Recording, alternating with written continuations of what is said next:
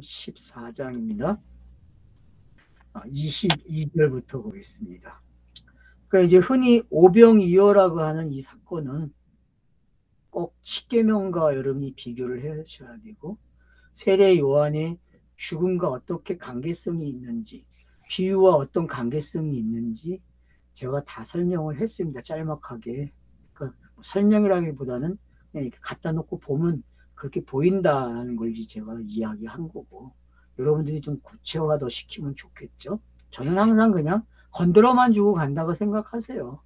더 많이 이야기하고 싶으면 저한테 찾아오세요. 그러면은 제가 아주 차분하게 원하는 데까지 제가 설명을 해드릴게요.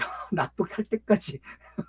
그리고 제가 이야기하는 그 구절도 직접 찾아서 읽으면서 이게 이렇게 연결이 됩니다. 이 부분하고 그런 설명을 다 해드릴 수 있어요. 오시면은. 근데 방송에서는 그렇게 하면 안 돼요. 왜냐하면은 방송에서는 꼭 할 말만 하고 끝나야 돼요. 자, 22절입니다. 이건 이제 그냥 바다를 걸으신 예수. 뭐 제목을 아마 그렇게 붙여놨을 것 같아요. 사람들이. 자, 바다를 왜 걸을까? 그리고 바다가 율법이죠. 그 율법을 위에 걸었다는 이야기는 뭐예요? 정복자의 모습이죠. 율법을 정복하신 거예요. 율법을 성취한 자의 모습이죠. 그러니까 언약이 성취되는 게 어떤 건지를, 그냥 물 위에 뜬다는 게 어떤 건지, 뭐 이걸 과학자들은 증명을 하는데 속도가 나면은 물에 뜰 수 있다. 그렇게 얘기하면 하는데, 뭐 옛날 같으면 중국 소설에서 축진법 쓰는 거하고 똑같죠.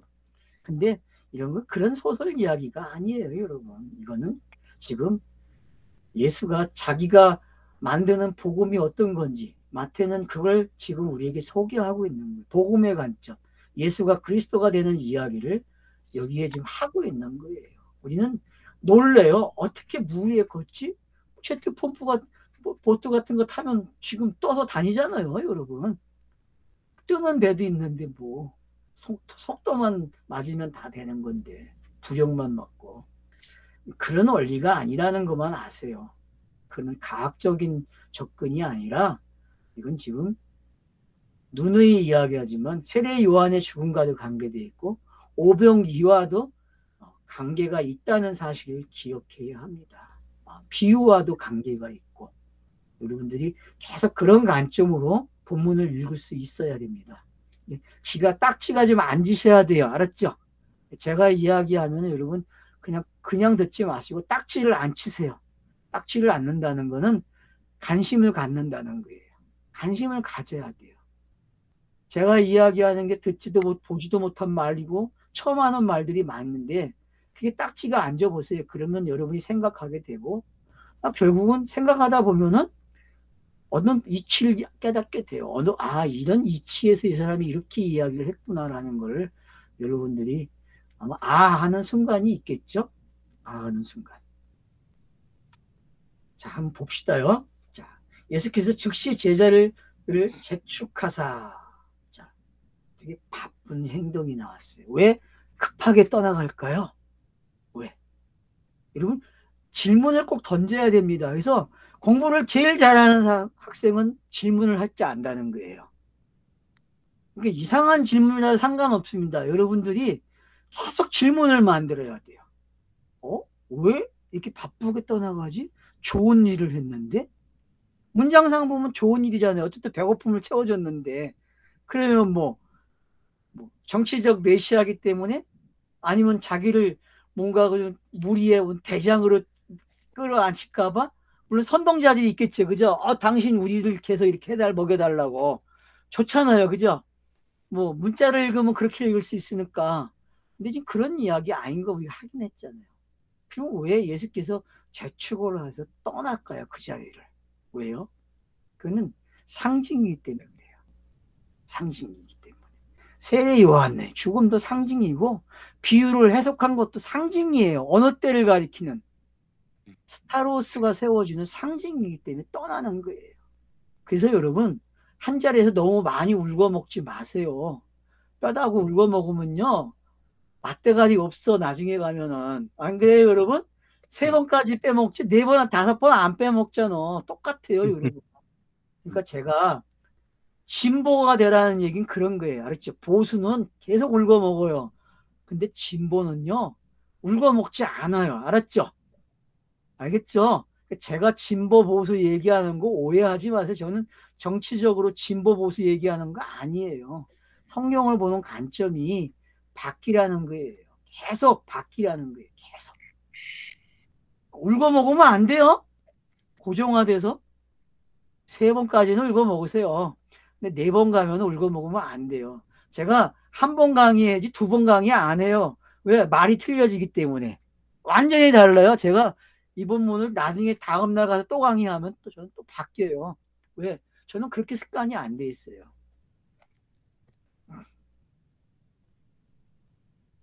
안 바뀌는 거 하나 있어요. 어떤 거요? 성경은 예수가 그리스도가 되는 거. 그건 안 바뀌어요, 여러분. 그거는. 근데 그걸 보는 가정이 많다는 거죠. 여러 가정이 있다는 거죠. 여러 차서가 있고. 자, 그래서 재촉해가지고 무리를 보내고 배를 타고 앞에서 건너가 버려요.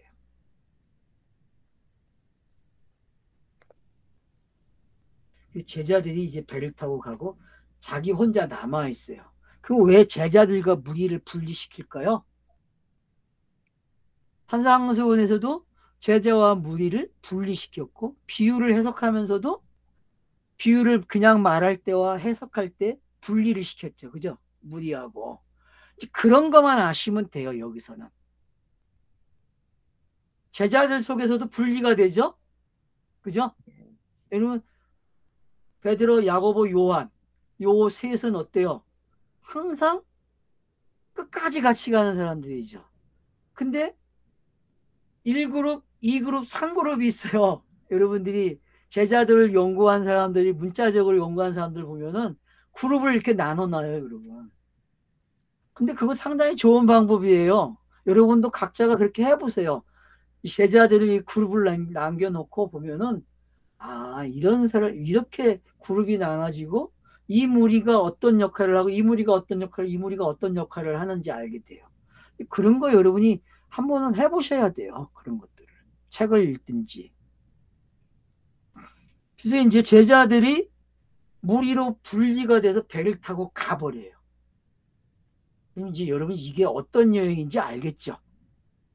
배를 타고 가는 거예요. 근데 주인이 없어. 배는 탔는데 가고 있는데 다 배를 모는 데는 도사들이야. 갈릴리 출신이니까 어부니까 그죠? 그죠? 10명 한 12명 중에 8명 전원 정도는 뭐 충분히 배 모는 도사들이잖아요. 안 그래요? 그죠? 4분의 3은 어쨌든 배를 잘 모는 사람들이잖아요. 그런 사람들이 가고 있는 거예요, 지금. 근데 예수가 빠져 있어요.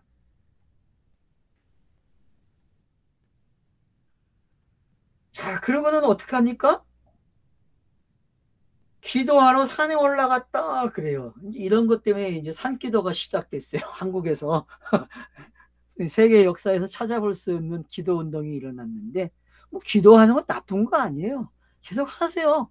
뭐 삼각산에서 뭐 기도하는 분들이 없는데 삼각산 가서 좀 기도 좀 하세요. 나라를 위해서. 옛날에는 올라가서 했는데 지금은 올라가면 벌금 내요.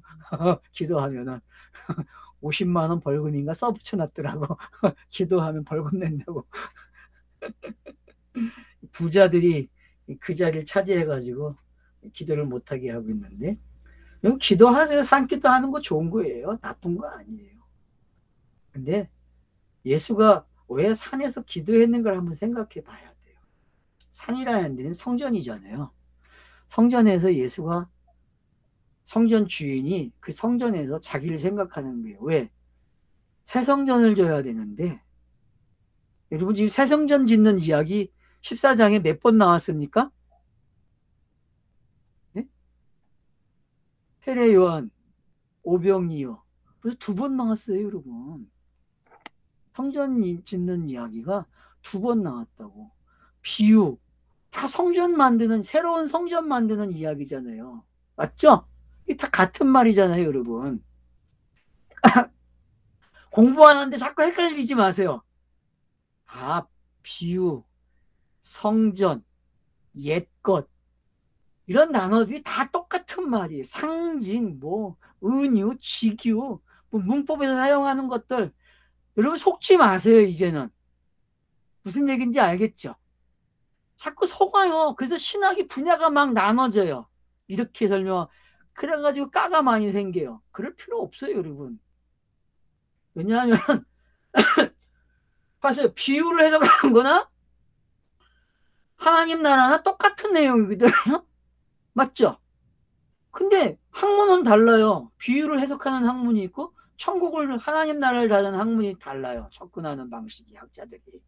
근데 막상 보면 똑같은 내용이에요. 단어만 틀린 거라니까. 표현만, 설명하는 방식이. 근데 같다고 여러분은 니코로 시켜야 돼요. 같아. 이걸 고집부려야 돼. 알았죠? 그래야 공부를 잘하는 사람이에요. 왜? 결국은 모든 학문은 하나로 온다 그러잖아요. 모든 학문은 하나로 온다.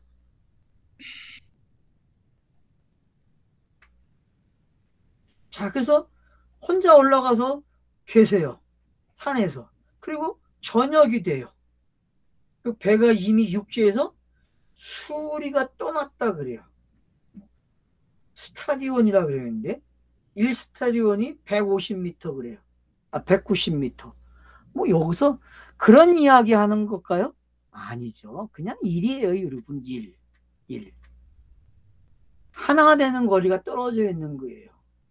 그러면 지금 뭘 빼놓고 간 거예요, 제자들이요?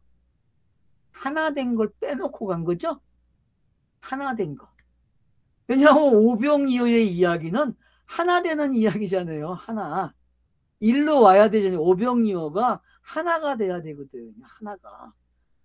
그래서 사랑으로 가르쳐 주잖아요. 누가복음 10장에서. 사랑. 하나. 이웃사랑이 뭡니까? 라고 물어보니까 이웃사랑은 이런 거야 라고 선한 사마리아 비유로 가르쳐 주죠. 하나를 가리키는 거죠. 그 하나. 자, 그래서 하나를 지금 이야기하고 있어요.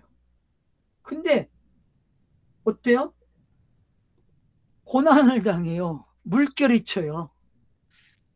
물결이 친다는 이야기는 율법이 뭐 하는 거예요? 도전하는 거죠? 넘어뜨리려고 하는 거예요. 왜? 아직 율법의 시간이 있다는 거예요. 아직 끝나지 않았거든요. 제자의 시간에는 여러분 율법이 있어야 돼요. 제자의 시간에는 율법이 꼭 필요합니다, 여러분.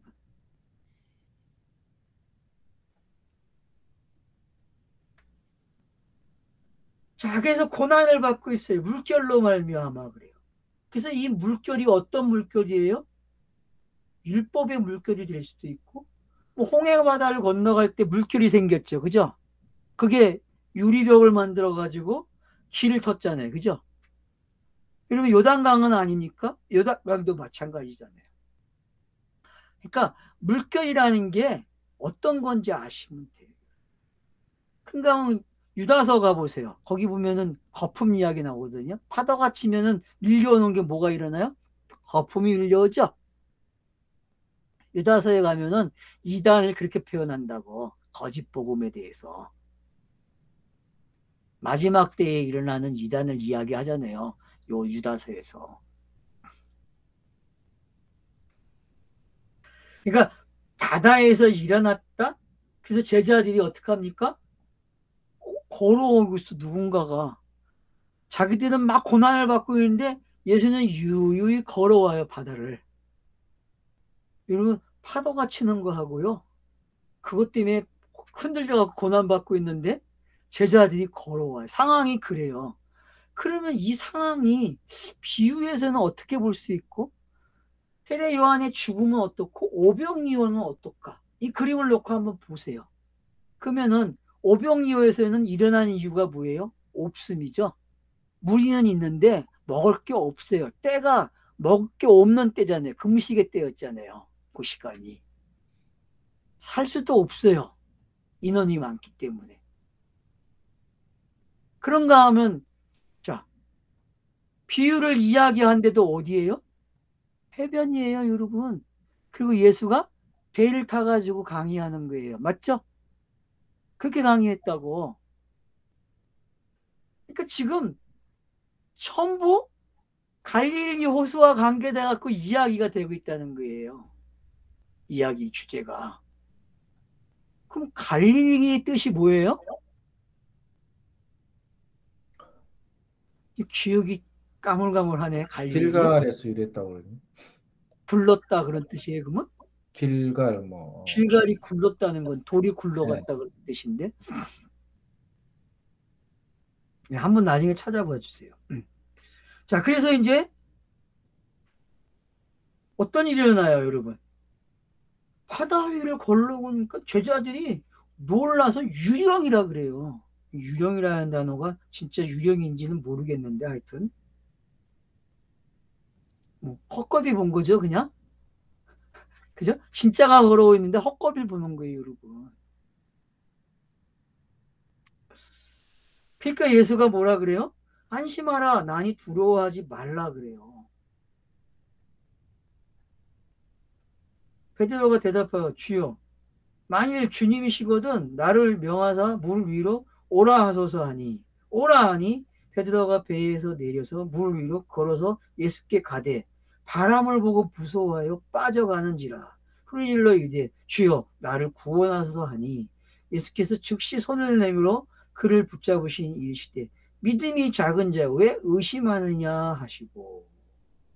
여기서 저자가 지금 믿음이 작은 이야기로 가고 있어요. 베드로 이야기를 가져왔고. 그러니까 이들이 고난받는 이야기는 결국은 믿음과 관계되어 있다는 걸 알아요. 그러면은 우리가 이제 따져봐야 돼요. 자, 비유를 믿음으로 읽었는지, 또 세례 요한의 죽음을 과연 믿음으로 읽었는지, 오병이어를 믿음으로 읽었는지 따져봐야 된다는 거죠. 다른 말로 하면 믿음으로 읽는다는 것은 예수가 그리스도가 되는 이야기를 읽었냐는 거예요. 제자가 지금 시험을 받고 있다니까요. 저자가 시험을 하고 있어요. 그리고 참석시켜요. 그리고 제자들이 거기에서 시험을 받아서 결국은 믿음이 없음이 들통나요. 그러면 베드로 한 명이 시험을 받았고 베드로가 참여했다가 낙방을 했어요. 자, 그러면 16장 가면 이제 베드로가 신앙 고백을 하거든요. 그러면 어떤 노림수가 있겠죠, 그죠? 여기서는 낙점을 해요. 근데 16장 가면은 거듭거듭해서 실패하는 가운데 성공을 해요, 신앙 고백. 그리고 배반을 또 3번 해요, 그죠? 그게 본문이 가는 흐름이에요. 뭐 맞잖아요. 마태복음 그 다 나오니까 3번 부인하는 게. 그러면은 지금 여기서 저자가 왜 믿음이 없다는 걸 이야기할까요? 왜? 누가 없으면 믿음이 없는 거예요? 예수가 빠지면 없는 거예요. 아니, 예수가 그리스도가 된 거를 못 믿는 거죠, 어떻게 보면. 그러니까 바다라고 하는 그 상징, 율법이 등장을 하게 되면은 주춤주춤 하는 거예요. 걸어가는 걸 멈추고 그놈과 맞닥해서 넘어가지를 못해요. 철로역정에서 보면은 어때요? 사람이 가다가 시험을 만나면은 머뭇 하다가 결국은 어떻게 해서든지 넘어가죠. 그죠? 끝까지 가긴 가요. 철로역정이. 뭐 그런 이야기겠어요? 그런 건 아니죠, 여러분. 복음은 그런 거 아니에요. 복음. 그러니까 지금 여기서 저자의 노림수가 믿음이 작다라는 게 어떤 건지 알아야 돼요. 그럼 성경이 말하는 믿음이 도대체 뭘까요, 여러분? 아브라함으로부터 시작된 믿음의 이야기.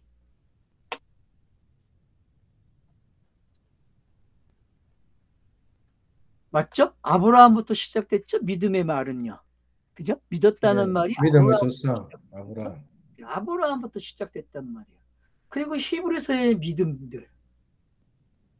그리고 지금 저자가 던진 믿음이 작다고 한 것이 어떤 건지. 그러면은 바다가 바람이 부는 건 당연한 거고, 바람 때문에 배가 뒤집히려고 하면 어때요? 겁먹는 거 당연한 거 아니에요. 문자적으로 그냥 읽으면은. 맞아요. 상황이 다 맞아떨어지는데, 근데 그걸 저자가 가리키기를 뭐라 그래요? 믿음이 없다 그래요. 믿음이 작다 그래요. 아니, 뭐 작은 건 뭐고 또 큰 건 뭐고. 그래서 믿음이 커야 합니다라고 소리 질러요. 이걸 가지고. 맞죠? 네? 여러분이 생활하실 때 어떤 어려운 환경이 오면은 믿음이 있어야 됩니다. 큰 믿음을 가지세요라고 이야기해요. 도대체 큰 믿음은 뭐고 작은 믿음은 뭐고 믿음이 도대체 뭐냔 말이에요. 여기서 작다라는 말이 어떤 거예요? 헬라어로 도대체 이 작다라는 올리고 피스토스 해가지고 쉽사리 믿지 않는 그리스도에 대한 신뢰가 부족한 믿음이 적은 그런 뜻이네. 예, 그러니까 의심하는 거죠. 왜 의심하느냐가 붙었죠. 그죠? 그 작은 믿음이 아니라 그냥 믿음이 왜 의심하니? 믿음이 왜 없어? 이제 그 얘기죠. 그러니까 뭐가 빠져 있어요? 예수가 일부러 물이 들어 있고 이들은 배를 타고 온 게 어떤 건지 아시겠죠? 아직 제자의 시간 속에서 이들이 예수가 통과한 세 가지 시험이 있었잖아요. 그죠? 그죠? 여러분, 예수는 공생애를 시작하면서 세 가지의 시험을 받았어요. 제자들도 마찬가지로 세 가지 시험을 받는다니까요. 제자들도. 그러면은 그 시험의 첫 번째라고 보시면 돼요. 이 장면이. 그러면 또 어디서 나올까요? 여러분 마태복음에서 한번 찾아보세요. 예수가 받은 그 세 번의 시험이 제자들에게 있는지 문자적으로 한번 확인해 보시라니까요. 내용 속에서. 제자들이 다 떠나는 장면은 시험 받는 거죠. 그죠? 그죠? 예수님이 잡혀가시. 그럼 중간에 뭔가 또 시험 받는 게 있겠죠. 그죠? 근데 여러분들이 변화산에서 올라갔다가 내려오니까 뭐라 그래요? 믿음이 작은 자들이라고 이야기하죠. 그죠? 귀신을 내쫓지 못하는 걸 가지고. 그러니까 여러분들이 몇 번이 나와요. 마태복음 속에서. 그러면은 이 시험과 예수가 받은 시험과 한번 비교를 해보란 말이에요. 아, 그래서 이 땅에서는 항시 뭐가 있다? 아, 그런 시간이 있구나라는 거를 자연스럽게 인정하게 된다는 거죠. 왜? 그거는 제자의 삶 속에는 꼭 있다는 거예요. 그러면 사도들의 삶 속에는 없습니까? 속지 마세요. 사도의 삶 속에서 있다는 거예요. 시험은요. 그래서 사도행전 보면 어때요? 시험이 나와요? 안 나와요? 나온다니까요, 여러분. 왜요? 육과 같이 살기 때문에. 분명히 메신저들의 말은 영이에요. 근데 그들은 육 안에 있다니까? 그게 신비해요, 여러분. 땅에서는.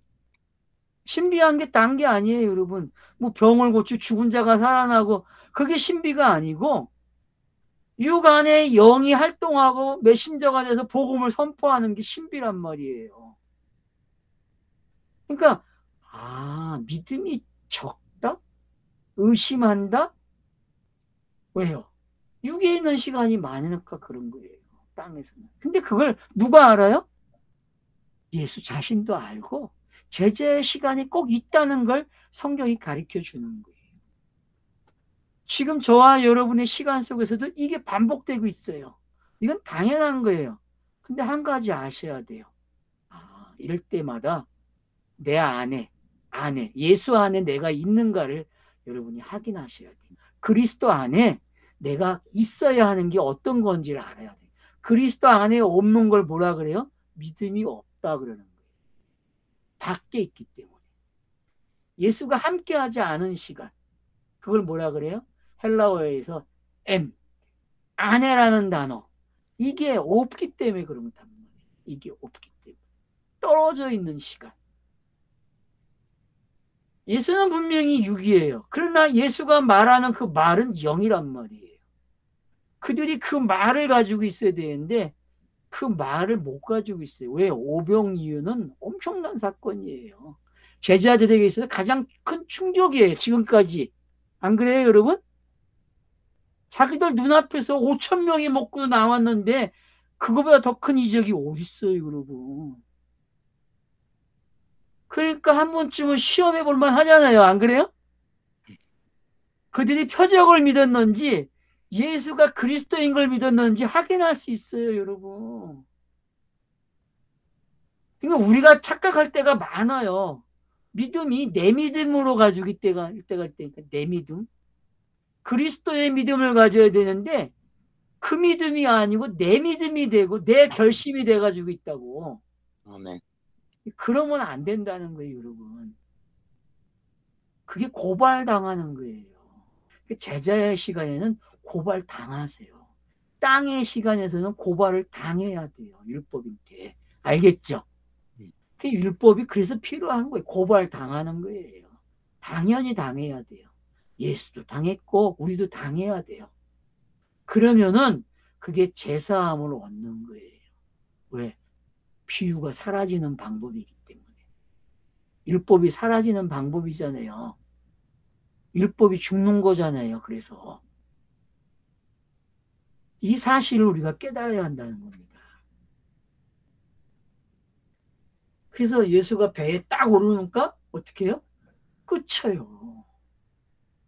그래서 안에 있는 거와 밖에 있는 게 어떤 건지 잘 확인하십시오. 그래서 예수 자신도 확인을 받았어요. 사탄에게.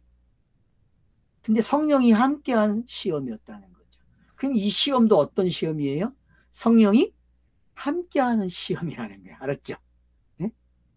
성령이 함께하는데 그리스도의 시간대, 예수의 시간대에 있기 때문에 그게 어떤 건지 아이러니가 있다는 걸 아시면 돼요. 그게 땅이 가지고 있는 신비예요. 그래서 다중인격이라는 시간에는 시험이 있습니다, 여러분. 다중인격이라는 시간에는. 제자가 되는 다중인격 시간에는 항상 시험이 있어요. 그래서 믿음이 작은 게 복이라는 걸 알고 계세요. 알았죠? 예? 믿음이 작은 게 복이에요. 여러분. 큰 믿음이 우리 달란트 비유 가서 보겠지만은 10달란트 가진 자가 진짜가 아니라니까 2달란트, 4달란트 가진 게 진짜가 아니라니까 1달란트 가져야 되니까 1달란트 다 벗겨지고 하나가 돼야 돼. 하나가. 참 어려운 해석이죠. 어떻게 다 거꾸로 가르쳤는데. 그러니까 그런 거예요, 여러분. 그러니까 작은 게 나쁜 게 아니야, 알았죠? 비유에서도 작은 씨가 나왔죠. 작은 씨. 그게 큰 믿음이 되는 이야기예요. 알겠죠? 작은 믿음은 큰 믿음 되는 이야기지. 크다, 작다, 그런 걸 가리키는 게 아니란 말이에요. 알았죠? 네? 제자들이 어떤 고비를 넘어가요. 예수와 함께. 그걸 뭐라 그래요? 아직은 작아요. 왜? 상징으로 배우고 있기 때문에. 실제를 만나면은 그 믿음이 뭐가 돼요? 큰 믿음이 되는 거예요. 그러니까 상징들이 쌓이는 걸 뭐라 그래요? 그 시간을 작다. 크다 그러면 스타로스를 본 걸 뭐라 그래요? 크다 그러는 거야. 알았죠? 예? 우리가 작다, 크다 그런 걸 그 옛날 방식으로 가지시면 안 돼요. 이제 알겠죠? 저도 하다 보니까 말이 나와요. 아, 작다는 게 이렇게 정리가 되면 됐다는 게 안에서 정리가 된 거예요, 벌써. 빠르죠? 그러니까 작다는 거는 이런 크로노스 시간 속에서 반복되는 것들, 상징이 반복되고 진짜가 아닌 것들이 가르치려고 할 때 일어나는 현상을 뭐라 그래요? 작다. 크다 그러면 뭐예요? 그거는 스타로스를 대면하는 거예요. 스타로스 십자가를. 마지막을, 종말을 대면하는 시간이죠. 그러니까 같은 거예요. 큰 거나 작은 게. 알았죠? 왜? 믿음은 같아야 되니까. 믿음. 그게 겨자씨 비유에서 나오는 거예요, 여러분. 겨자씨 비유에서.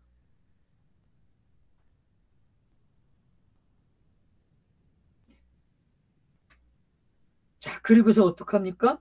이동을 해요. 이들이 뭐라 그래요? 하나님의 아들이십니다. 고백을 해요. 와, 박수 쳐줘야죠. 아, 이 교육 시험 잘 받은 거잖아요. 하나님의 아들이라는 걸 고백했는데. 여러분, 이거는 신앙 고백 아닌 거로 알아, 사람들이. 꼭 16장에 나온 것만 신앙 고백을 알아. 아니에요, 여러분. 지금 신앙 고백을 계속 하고 있어요. 여러분, 지금 신앙 고백이 몇 번 나왔는지 쉬어봐야 돼. 네? 병 고칠 때마다 신앙 고백이 나왔다니까 쉬어보세요. 몇 번 나오는지. 아브라함 공부할 때 하나님이 여호와가 나타난 게 몇 번인지 쉬었듯이 그런 방법이 여기서 나와야 돼요. 아, 지금 마태가 은연중에 신앙 고백을 시키는데 그게 완료되는 게 뭐예요? 당신은 하나님의 아들 그리스도입니다. 그러면은 여기서 하나님의 아들까지 나왔잖아요. 그죠? 맞잖아요. 그러면 16장 가면 발전되는 게 어떻게? 당신 하나님의 아들 그리스도입니다까지 가는 거예요. 주는 그리스도십니다. 주는 하나님이십니다. 뭐 이렇게 번역이 되잖아요. 그러면 그걸 다 갖다 놓으면 서신서의 말이 돼야 안 돼요. 서신서의 답이잖아요. 그것들이요. 서신서는 그 신앙 고백의 말을 모아놓은 거라고. 그래서 맨 마지막에 가면은 백부장 그 십자가를 본 사람이 뭐라 그래, 군병이. 당시 저 사람 하나님의 아들이었다라고 고백을 하잖아요. 이런 신앙 고백들이 모아져 있다니까요, 이렇게. 근데 꼭 그 베드로가 한 것만 관심이 있어. 않아요. 왜? 가르침을 그렇게 받았기 때문에 그렇다니까요. 절대 그러지 마세요, 여러분. 개인들이 병을 고침받을 때에 그 고백하고 있는 거, 그리고 자기가 나아서 고백하고 있는 것들, 그런 것들을 여러분 체크해 보세요. 백부장의 믿음이 어떤 건지 아시잖아요. 그런 것들 여러분이 체크를 해보라는 거예요. 그런가 하면 향리 부인 여자의 고백을 들어보세요. 그런 것들이 어떤 건지. 그러면은 사도신경 같은 게 얼마나 짝퉁인지 알게 되죠. 사도신경은 짝퉁이에요. 문자로 만들어 놓은 거예요. 문자의 성경을 문자로 정리한 거예요. 의미도 몰라요.